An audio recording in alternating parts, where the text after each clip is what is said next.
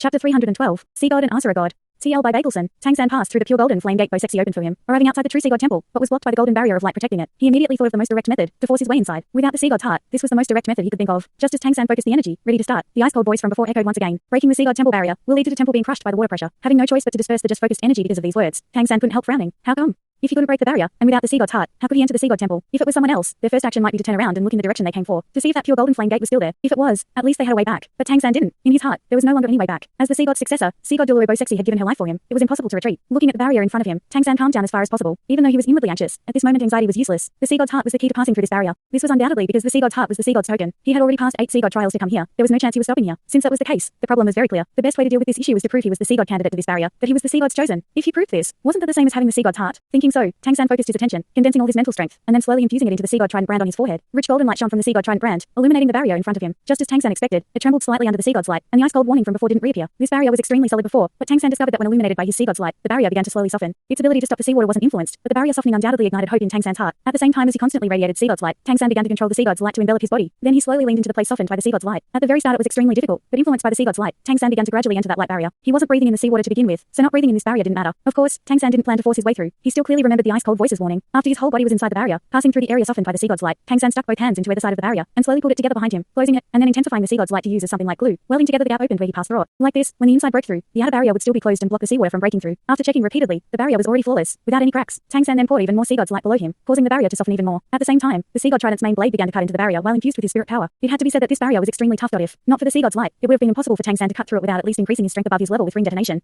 Only, with the Seagod's light, this barrier's resistive ability was reduced by a lot. Finally, was Tang San stabbed full strength with the Seagod trident, a splashing sound came, and his whole body felt lighter, squeezed out of the light barrier, falling straight down, and the light barrier above was still as before, showing no difference from before. Wisdom was infinite power. Tang San knew he had passed this first obstacle, releasing the blue silver emperor right leg bone's flight ability, balancing himself in the air. Tang San descended towards the Seagod temple. It was already apparent that this great palace was grand when viewed from the outside, but as he really floated down into the grounds, he still couldn't help being shocked once again. Standing in front of the temple, Tang San felt insignificant. Everything around was extremely quiet, and when looking up, the seawater outside of the barrier was still crystal clear blue. Drawing a deep breath and adjusting the spent mental strength from opening the barrier just now, Tang San gripped the Seagod trident and walked into the Seagod temple with large strides. 2 large sliding doors blocked Tang San's path. The Seagod temple was 200 meters high, and the gates in front of him now were 100 meters tall. The thickness clearly unknown. Designs were carved on the 2 gates. On the left was carved the likeness of the Seagod, tall, holding the Seagod trident, standing on waves. The right carving was the Seagod striking forward with the trident, and in front of him was a giant whale soaring through the seawater. Its appearance was just like that of the deep sea demon whale king that Tang San killed and got his spirit ring from. Just standing before these gates, Tang San could deeply feel the shock the designs on the gates gave him. The carvings weren't particularly detailed, but standing there, he still felt like he was part of it, as if he was personally seeing the Seagod rushing forward. August Lord Seagod, Tang San has come to accept your inheritance. Tang San shouted loudly. At the same time he gripped the Seagod trident with both hands, bowing slightly in salute to the 2 gates. You've already lost the Seagod's heart. Do you still want to vainly attempt to inherit my strength? A dignified voice suddenly appeared. There was basically no way to tell where the voice came from, but listening to it still made the soul tremble. Lowering his head, gazing at the Seagod trident in his hands, Tang San's eyes revealed a shameful expression. Yes, I lost the Seagod's heart. The Seagod's heart chose me, but I didn't protect it. But I still want to inherit your power. I need your power to protect my family, my friends, and I also need your power to avenge the broken Seagod's heart. Please give me a chance. I will accept the punishment for the Seagod's heart shattering. Since that's the case, enter. Clang clang clang clang clang. With a rumbling sound, the 200-meter-tall giant gate slowly opened, folding into the Seagod temple. Immediately, intense golden light shot from the Seagod temple, dazzling Tang San so he couldn't open his eyes. Enveloped by the vast sacred power, that feeling of insignificance appeared once again. At this moment, he felt like a grain of sand immersed in the ocean, so negligible and insignificant. This was the power of gods. Tang San suddenly smiled slightly, a smile filled with confidence. Having once faced a true god, even if Chen Ringshu was an immature god at that time, she was still already a god. At that time Tang San had been far from as powerful as he was now, but he had the courage to fight Chen Ringshu, and had survived. How could the difference between gods be so enormous? He lacked only this final step. Besides, even if he was a grain of sand in the sea, this grain would still stir up the entire ocean. Just because he had this thought, Tang San strode forward with a smile full of confidence. At this moment, even though he was so minute compared to the Seagod temple, he already considered himself the center of this place. Within the great Seagod palace, 36 giant pillars supported the great ceiling on either side, and in the center, a 300-meter wide corridor leads straight inside. At the end of the passage stood a giant chair, and in that chair sat a person. No, it should be a giant. Tang San halted his steps, slightly distracted. That giant looked no different from a human in terms of appearance, draped in white gilded robes, a 3-pronged circlet on his head, with a water blue gem embedded in the central prong. He looked extremely familiar, just like the remaining Seagod's intent released as a shadow from the Seagod's heart once before. Only, at that time he could only see a shadow, but now he saw his true appearance.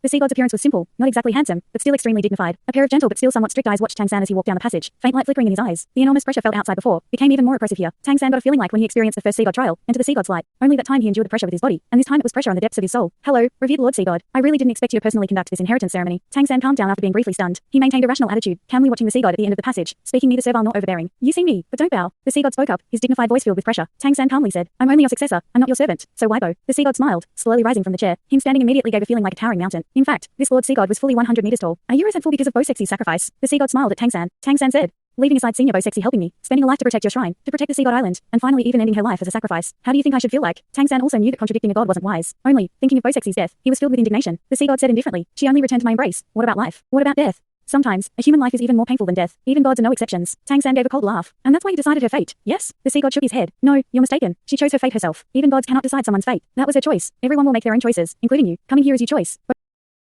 Bosexi's ancestors were subjects who followed me to war in the oceans. The people of Seagod Island's ancestors were also. They guard the Seagod Island not only to wait for your arrival as successor, but also to protect those memories. That is their choice, and not my request. What I left behind was only the way leading here. I never stipulated that she had to do it. Only when the Seagod Island's high priest believes doing so is worth it, will she make that choice. Do you understand? Tang San hadn't thought the Seagod would explain things so calmly. Yes, each person of the sea made their own decision. This wasn't wrong. Only, he still couldn't give up the responsibility for Bosexi's sacrifice. The Seagod smiled again. A person's death is actually the separation of body and soul. Tang San, tell me, to a person, is the body or the soul more important? Tang San said, in some sense, the body should be the abode of the soul, but if there is no body, don't tell me the soul will still exist. It would probably dissipate. The Seagod nodded. Since you understand this reason, then it's very easy for me to explain it to you. Indeed, after ordinary humans die, their souls will soon dissipate. Even spirit masters are no exception. But after Bosexy passed, even if she died, her soul still wouldn't dissipate. Her soul would be guided through my power to another world. After every god dies, their souls will go to that world. A world where gods go after death? Tang San stared vacantly at the Seagod. The Seagod smiled slightly. No prizes for nothing. How could I not know what Bosexy paid? What I can do is give her soul eternal life. Eternal life of the soul is what gods can reach. Even though her physical form hasn't reached the realm of gods, after death she will still be equal to gods. Do you still believe she sacrificed herself in vain? Moreover, I know Bosexy's feelings. When your great-grandfather died, a part of his soul was already influenced by divine power. I gave him a hand, and made his soul continue existing too. Thus, even though they have already died in the human world, their souls will never separate. Then, now I ask you, do you believe Bosexy is better alive, or dead? That's... Tang San stared dumbstruck at the Seagod, unable to speak, but he could be sure of one thing, the indignation he felt had already quietly disappeared. Didn't you already guess that gods are actually humans whose power has reached a certain level? Indeed, your guess is very correct. Therefore, gods are actually also people. Therefore, the lives of gods are also limited, only much longer than that of humans. After gods die, their souls won't dissipate like humans, but rather become divine souls. Divine souls won't stay in the human world. At most they can stay behind for a few years, but divine souls will ultimately enter another space. It's also necessary to enter another world. Consider the divine realm. The passage between the divine realm and human realm is one-directional. Only divine souls can enter the divine realm, but not humans, and neither can divine souls enter from there. Speaking of this, the Seagod revealed a trace of helplessness. If I could reincarnate as a human, I would actually prefer not to be a god. Life in the divine realm is a lot more tedious than the mortal realm. Did you know? Even I envy Bosexy a bit, because she can become a divine soul and find her lover in the divine realm, without being alone. Being alone is the most terrifying. In the divine realm, everyone are undying divine souls. Power is basically meaningless. Tang San couldn't help saying, don't tell me you didn't look for a lover. The Seagod laughed in spite of himself. You think it's that easy? Besides, there's no way I could do it now, because my divinity has yet to be inherited. I can't be a carefree divine soul. After waiting so long, I picked you. You didn't disappoint me either, walking the whole way here. You're very good, better than I imagined. At first I thought you would think of any way possible to gain my inheritance as soon as possible after arriving here, but you challenged my authority because of Bosexy's death. Just this character of yours qualifies you to inherit my power. Tang San looked at the Seagod trident in his hands. Unfortunately, I didn't protect the Seagod's heat. Your divine didn't save me just once. The Seagod sighed. Back when I was in the mortal world, my road to becoming god was the fastest, spending a lifetime conquering on the ocean. Once in the divine realm, I felt regret, because I didn't have one friend that could cultivate to that level with me. At first I thought I shouldn't meet you face to face when passing on my inheritance, but to me this is a rare chance to communicate with mortals. Fortunately, I didn't let that Asura god snatch you away. Inheriting divine power is extremely painful. Without the protection of a divine instrument, your body will very possibly be unable to endure. Only, you're different from ordinary humans. You have two spirits. Your spirit reallocation is even more astonishing. This gives you the conditions to far surpass an ordinary person's physique. Only, I must warn you of one thing. When undergoing the inheritance, you can't use the power of that clear sky hammer, because it is already permeated with the Asura god's divine power. It will influence my divine power passing on to you. Your inheritance is split into 8 parts, and you will experience different pain and trials. With your physique, you have a chance to succeed. Remember, no matter how painful it is, you have to hold onto your heart. Only with unswerving faith can you be the new Seagod. If Chen Ringshu saw this scene now, she would definitely feel bitter hate. They both inherited gods, so how come the treatment was so different? Back at her inheritance, she didn't get any directions, and the god of angels' divine soul didn't contact her, even though she completed the inheritance. That was also because of her heart's devil causing some flaws, and leaving behind Tang San as a giant flaw in her heart now. But now Tang San got the Seagod's divine soul's personal instructions, and even though the Seagod didn't say much, this conversation first of all meant Tang San wouldn't suffer any barriers due to Bosexy and his great-grandfather Tang Xing's deaths, leaving him to wholeheartedly undergo the inheritance, and second that the Seagod explained the whole process of the inheritance to Tang San, undoubtedly making Tang San even more confident and able to avoid indirect routes. If divine inheritance could be said to have backdoors, then Tang San definitely counted. Of course, he didn't know about Chen Ringshu's inheritance process, and naturally had no idea his divinity inheritance was so advantageous. Only, the Seagod clearly thought his instructions weren't enough. Continuing. Oh, right, I forgot to tell you. The pearl you got from the deep sea demon whale king's head. Use it in the last part of the inheritance. That will save you a lot of trouble. Listening to the Seagod, Tang San's heart twitched, and he hurriedly asked, then is the last inheritance related to the trident? Can that whale pearl help me restore it? At Tang San's question, the Seagod's expression changed. The previous gentleness gone in an instant. Are you undergoing the inheritance or me? Less nonsense. The inheritance starts now. While speaking, the Seagod's eyes suddenly brightened, just like two suns. Tang San only felt his soul seem to be sucked in, everything around him turning unreal in an instant. Golden mist constantly rose all around, so much that there were even golden bubbles that twisted and silently disappeared. Light flashed, and a giant golden globe appeared on the Seagod's chest. In that instant, light radiated, and the entire Seagod temple shook, heaving violently, just like everything was purified. Lost in the golden light, Tang San disappeared as the giant golden light exploded, and the Seagod temple also scattered and restored with this golden light. The Seagod exhaled slowly, wiping the basically non-existent sweat from his forehead. Looking at where Tang San disappeared, he muttered to himself, "This kid is too clever." Fortunately, this god reacted before he became the victim of his ingenuity. Humph. Anyway, I didn't give any clear instructions. Even the divine realm enforcers can't blame it on me. Hey.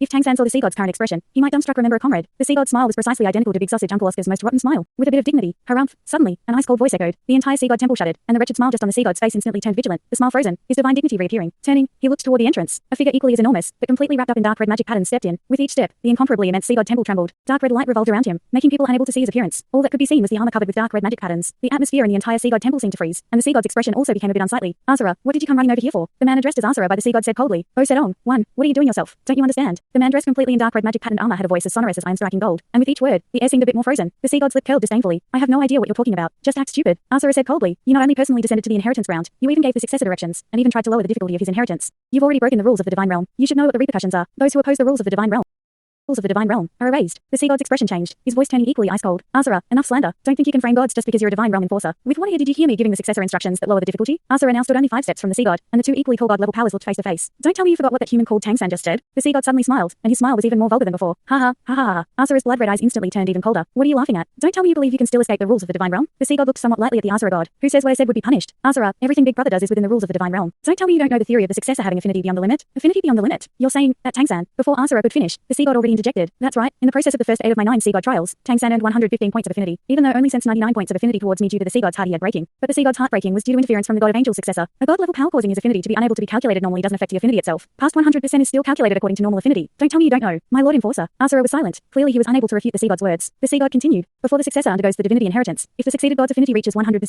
then at the time of inheritance, the succeeding god's divine soul can descend to the inheritance ground to give a certain measure of instruction. Therefore, my coming here is perfectly within the rules of the divine realm. But, as far as I know, even as an enforcer, you can't lightly leave the divine realm to come here. Even though the inheritance ground is between the divine and mortal realms, and considered a buffer zone, God still can't come here without special circumstances. You're an enforcer, but still knowingly break the law. Be careful I don't report your misconduct to the divine realm committee. Asura looked coldly at the sea god. No need to flaunt the sharpness of your tongue. I heard what you just told Tang San. You dare say your words didn't exceed the permissible limits? The instructions you gave him were already too clear. The sea god quibbled. Don't say the instructions I gave him were clear. I sent him to receive the inheritance when he still didn't understand what was going on. Oh, Asura, don't think I don't know why you ran over here. Isn't it for Tang San? Your own divine power couldn't be approved by Tang San and was suppressed by mine, so you wanted to abuse your authority to influence his inheritance. You were definitely planning on Tang San being unable to endure halfway through the sea god divinity inheritance because of the sea god's heart shattering, and you'd act to save him and switch him to inherit your Asura god divinity. Am I right? Let me tell you, don't dream of it. After so many years, was it easy for me to find a successor like this, with 8 trials done on my side, and you suddenly run over and want to pick the peach? Don't even think about it. Who told you the sea god couldn't be inherited without the sea god's heart? It's just a bit more dangerous. Besides, you might not have thought of some things. The little whale that once bothered me was killed by Tang San, and he even got its whale pearl. With that thing, restoring the sea god's heart isn't a problem. The Asura god glanced coldly at the sea god. He could kill the deep sea demon whale king by relying on your sea god's power?